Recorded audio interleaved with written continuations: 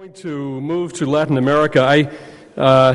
Some of you may have seen already this morning, and I don't know whether Sammy will address this issue, very, very important story about the prosecutor in the AMIA case, Alberto Nisman, who has released a report about Iranian penetration in Latin America, bearing out what, of course, many have suspected, but now all in a report out today. And so, as we call up Sammy Eppel to discuss the action plan for Latin America, perhaps we can keep that in mind as we hear him give his presentation. Sammy.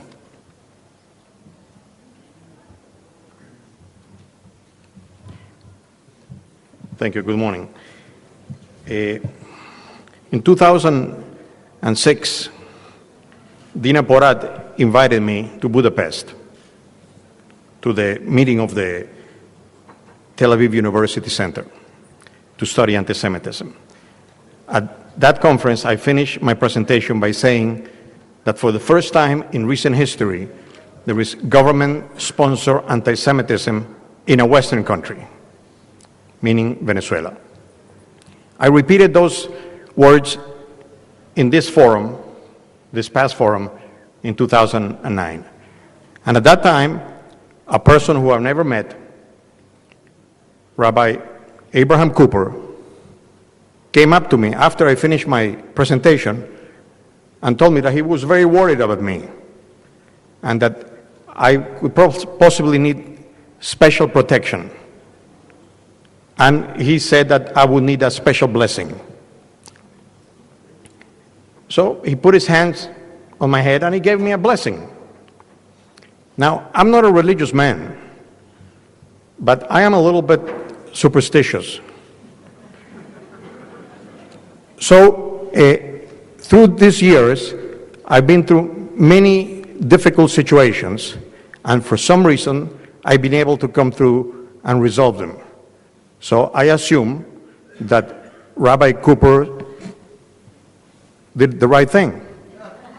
So I appreciate that. Also, there's many people in this room that do fantastic work. Really, I mean, great job. But there's two people in particular that actually risk their lives doing what they do. And I'm talking about Shimon Samuels and Sergio Vidar, my co-chair. They go to meetings where nobody wants them, where people could actually hurt them. Their last feat was to go to the social forum, which is the continuation of the Darfur, I'm sorry, the Durban, and now is the head of the BDS movement. And there were 150,000 haters, Israel haters, and they were the only two. They could have been hurt. Sometimes you would think, well, don't they have family? Don't they have something to care about? So to those two gentlemen goes my recognition for what they do for all of us.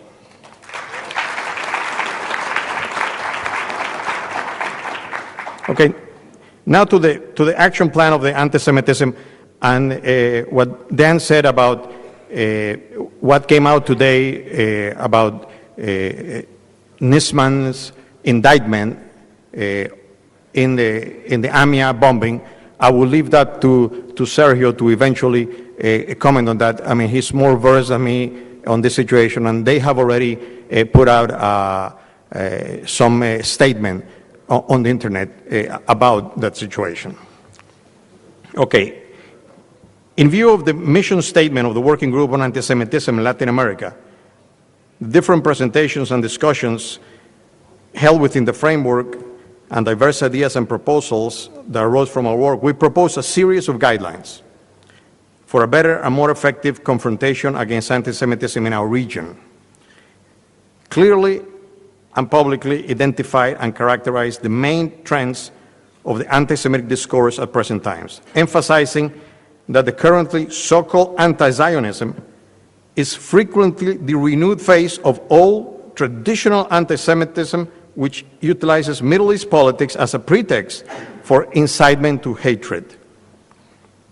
In this sense, we must stress that Iran's growing presence and influence in Latin America plays a key role in incitement to anti-Semitism.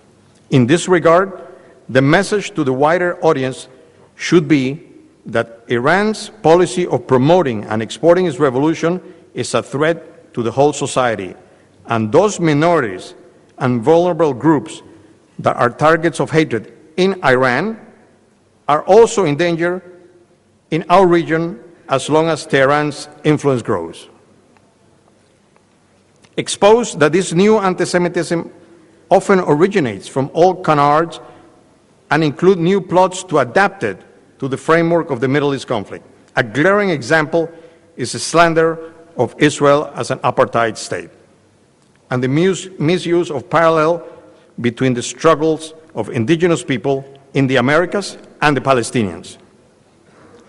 Also, confront the widespread reasoning that anti-Zionism is different from anti-Semitism by explaining their common axis.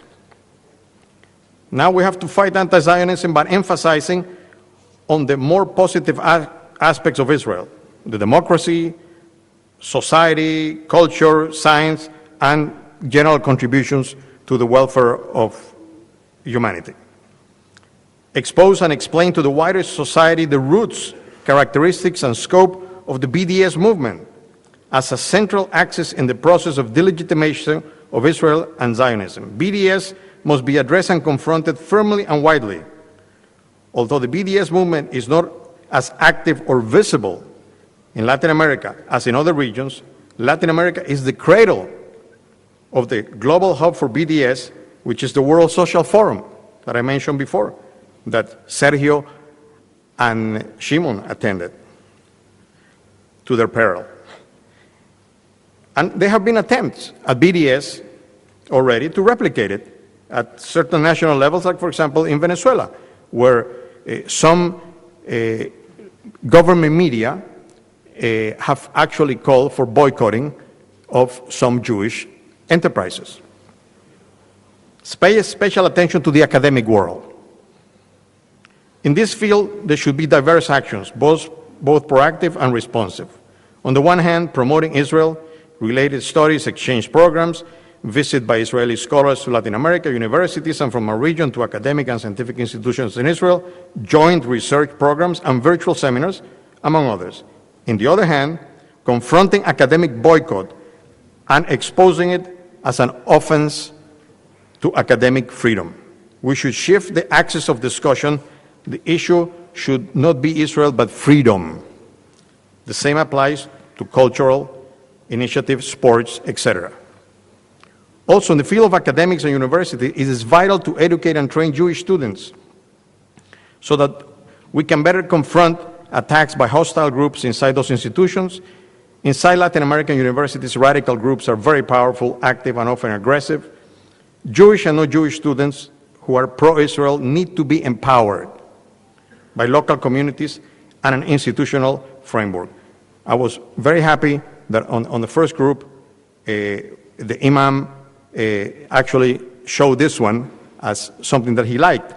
Okay? This is produced by Latin America, and we have actually given this little booklet, which is a fact book, to hundreds of thousands of students and evangelicals in Latin America. Further, foster agreements, engagement in interreligious dialogue. In some Latin American countries, the evangelicals are the fastest growing religious group, and we should work with them, since they are mostly sympathetic to Israel. In terms of the Catholic Church, beyond the ongoing efforts that help to build good relations, there still remains some pre-Vatican II prejudices in some levels. There is an outstanding opportunity with Pope Francis, the first Pope of the Americas, and particularly from Latin America. He has a deep knowledge of the region and has been involved in interreligious dialogue with the Argentine Jewish community. Furthermore, Pope Francis has already received President Shimon Peres at the Vatican, and it was announced that he accepted the invitation to visit Israel. We should promote dialogue with moderate Muslim groups that has already been spoken about there. They are also a target of hatred and intolerance. We should reach out to human rights organizations that are usually critics of Israel, and regardless of our criticism for the biased approach, supply them with accurate information about human rights abuses in places that are hostile to Israel. Engage the wider society, meaning government, civil society, public opinion, and media, in responding whenever there is an anti-Semitic incident. While such kind of attack may occur in any Western democracy, the way that they are confronted reveals the degree of tolerance to hate speech. Utilize anti-discrimination legislation when it applies, and promote the passing of such legislation in those countries where it does not exist. Some legislation has already been passed in Chile and Colombia. Utilize regional documents like the Declaration Against Anti-Semitism adopted by the Latin American Parliament, Parlatino. Nevertheless, we should be very cautious in this field and not facilitate the opportunity of being attacked as censors. So we have to go careful with this. This is particularly sensitive in young democracies, as most Latin American cases where government, judges, and courts want to make very clear that they will defend free speech to the end. So we don't want to appear as we are trying to curtail free speech. In terms of best practices, reach out via public diplomacy programs.